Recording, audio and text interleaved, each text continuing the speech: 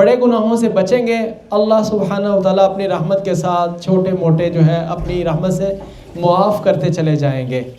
تو یہ ہے اصل کام اس دنیا میں ہم نے کرنا ہے، جو انسان کی انسانیت کا تقاضا ہے کہ انسان سے بھول چوک ہوتی رہے گی۔ رسول اللہ صلی اللہ علیہ وسلم نے فرمایا کہ ہمارے باپ آدم علیہ السلام بھول گئے تو ان کی اولاد بھی بھولتی رہے گی۔ اب یہ سبق حاصل کیا، یقین بنا، عزم بھی بنا، لیکن پھر انسان سے کہیں نہ کہیں کوئی کمی واقع ہو جائے گی۔ تو غرض یہ ہے کہ جہاں کمی واقع ہو جائے فوراً اللہ کی طرف لوٹ آئیں اور توبہ استغفار کریں۔ اور اللہ پاک نے فرمایا کہ کامیاب ہو گیا وہ شخص جس نے اپنے آپ کو گناہوں سے پاک رکھا اور پاک کروا لیا۔ لہذا بڑے بڑے گناہوں سے بچنے کی کوشش کریں، چھوٹے صغیرہ اللہ سبحانہ و تعالیٰ اپنی رحمت سے ہمارے معاف کرتے چلے جائیں گے۔ اس طریقے سے ایک اہم ترین بات جس کی آج کل کے دور میں بہت زیادہ ضرورت ہے اور اس کی تیاری کی ضرورت ہے، وہ ہے قتال فی سبیل اللہ۔ قرآن کا یہ بھی ایک اہم حکم ہے جس کی فکر پیدا کرنا، جس کی سوچ پیدا کرنا، جس کی تیاری کرنا ہم مسلمانوں پر لازم ہے، فرض ہے۔ جن قوموں نے تیاری نہ کی وہ مار کھا جائے گی، اور تیاری ہر طرح کی ہے کہ اسلحہ کو سیکھنا، جاننا اور پھر صعوبتیں برداشت کرنا۔ فلسطین کے احوال ہمارے سامنے ہیں، کشمیر کے احوال ہمارے سامنے ہیں، کن مشکلات کا ان کو سامنا کرنا پڑ رہا ہے، اس کے مقابلے میں ہم سب کو تیاری کرنے کی ضرورت ہے۔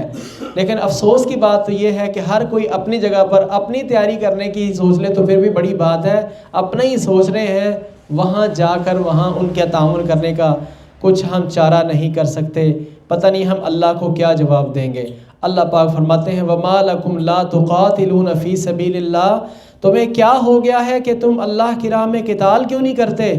وَالْمُسْتَضْعَفِينَ مِنَ الرِّجَالِ وَالنِّسَاءِ وَالْوِلْدَانِ، جبکہ جو نہتے کمزور مرد ہیں، بوڑھے، بچے، عورتیں، وہ کہہ رہے ہیں، وہ پکار رہے کہ یہ کہہ رہے ہیں ربنا اخرجنا من هذه القرية الظالم اهلها، اے ہمارے رب ہمیں اس بستی سے نکال دے کہ جس کے رہنے والے ظالم ہیں، ہم پر ظلم کر رہے ہیں۔ وَاجْعَل لَّنَا مِن لَّدُنْكَ وَلِيًّا، اے اللہ ہمیں اپنی طرف سے کوئی دوست بنا دے۔ وَاجْعَل لَّنَا مِن لَّدُنْكَ نَصِيرًا، اپنی طرف سے کوئی مددگار ہی بھیج دے، مدد بھیج دے۔ جب بچے بھلکتے اور مائیں روتی چیختی چلاتی اور نہتے بزرگ رو رہے ہیں، رو کے جب یہ دعائیں کر رہے ہیں، یہ ہیلے کر رہے ہیں، یہ التجائیں کر رہے ہیں، اپنے رب سے دعائیں کر رہے ہیں، اس حالت میں تمہیں کیا ہو گیا ہے کہ تم اللہ کی راہ میں قتال کیوں نہیں کرتے؟ تو اللہ اکبر، یہ تو لگتا ہے اسی وقت کے لیے یہ آیت ہے۔ اللہ تعالی ہم سب کو معاف کرے۔ بس ہمیں تو چاہیے تھا کہ ہم وہاں پر پہنچ کے ان کا تعاون کرتے، لیکن اب ہمارے لیے بڑا بہانہ بن گیا ہے کہ جی سرحدیں بند ہیں، ہم وہاں پہنچ نہیں سکتے، کیسے پہنچیں؟ تو جو یہاں کر سکتے ہیں وہ تو کریں، جو کر سکتے ہیں وہ تو کریں، دعا تو کریں۔ کتنی دعا کرتے ہیں ہم؟ اور بائیکاٹ تو کر لیں، وہ کتنا کو کرتے ہیں؟ چلے اتنا تو کر سکتے ہیں، اور سوشل میڈیا پر رائے عامہ تو ہموار کر ہی سکتے ہیں، اس کے حق میں کوئی آواز تو اٹھا ہی سکتے ہیں، وہ تو کریں، جو کر سکتے ہیں وہ کریں۔ نتیجہ اللہ کے اوپر ہے، ہمارے ایسا کرنے سے کیا ہوگا؟ کچھ نہ ہو، صرف ہماری سوچ فکر تو اللہ کے ہاں قابل قبول ہو سکتی ہے۔ جیسے ابراہیم علیہ السلام کے متعلق وہ مشہور مثال ہے نا کہ وہ بہت بڑی آگ جل رہی تھی، تو چڑیا جو ہے وہ اپنی چونچ کے اندر پانی لا کے پھینک رہی تھی، اور چھپکلی جو ہے وہ پھونکے مار رہی تھی۔ نہ اس کی پھونکوں سے آگ نے جل جانا تھا، نہ چڑیا کی بوند سے بجھ جانی تھی۔ یہ تو اپنی سوچ ہے، اپنی ایک محبت ہے، اور اسی پلڑے میں ہم ڈال دیے جائیں گے۔ تو یہ ایک اہم ترین سبق ہے۔ اب آخر پر آ کے میں ایک بات اور آپ کے سامنے عرض کر دیتا ہوں۔ بہت سی باتیں دل چاہ رہا ہے کہ آپ کے سامنے عرض کروں۔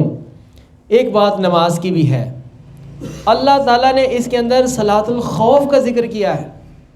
جہاد کے میدان میں، قتال میں کافر جب سامنے ہوں، دو بدو لڑائی ہو رہی ہو، اس حالت میں بھی نماز با جماعت کا ہی اہتمام ہے۔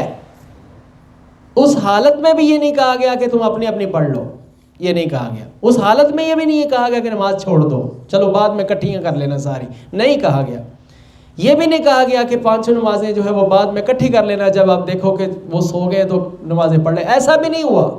یہ کہا کہ سامنے دشمن کھڑا ہے، صفیں لگی ہوئی ہیں، اور اس دور کی لڑائی اپنے ذہن میں لائیں، سامنے جو ہے وہ تیر بھی لے کے کھڑے ہوئے ہیں، انہوں نے کو پوچھنا ہے کہ آپ نماز پڑھنے لگے ہم تیر نہیں برسائیں گے، نہیں، نیزے بھی ہیں، تیر بھی ہیں، سب کچھ ہے۔ تو یہ کہا گیا کہ 2 صفیں بن جائیں، ایک صف جو ہے وہ نماز شروع کرے، ایک صف نماز پڑھ لے، وہ سجدے اور رکوع میں چلے جائیں، ایک صف جو ہے پیچھے کھڑی رہے، جب وہ سجدے اور رکوع سے فارغ ہو جائیں تو دوسرے جو ہیں وہ سجدہ اور رکوع کر لیں، پھر وہ کھڑے ہو جائیں، پھر وہ رکعت۔ اس حالت میں بھی ہمارا دین بتاتا ہے کہ نماز باجماعت ہی ہے، تو اس لیے ہمارے لیے سبق ہے۔ اس سے پہلے ہمارے پاس عذر ہوگا کہ ہم اپنے جگہ پر نماز پڑھ لیں، لیکن اب کوئی عذر نہیں ہے، نماز باجماعت ہے۔ آخری بات، اللہ پاک نے اس بارے میں 2 باتیں ارشاد فرمائی ہیں کہ اللہ پاک شرک کو معاف نہیں کرے گا، اس کے علاوہ جس گناہ کو چاہے گا اللہ معاف کر دے گا، لیکن اللہ پاک شرک کو معاف نہیں کرے گا۔ لہٰذا ہم سب پر لازم ہے، فرض ہے، فرض ہے، فرض ہے کہ ہم سیکھ لیں کہ شرک کیا ہوتا ہے، کیونکہ ابھی میرے پاس موقع نہیں ہے کہ میں بتا دوں، فوراً ٹائم تھوڑا سا ہوتا ہے۔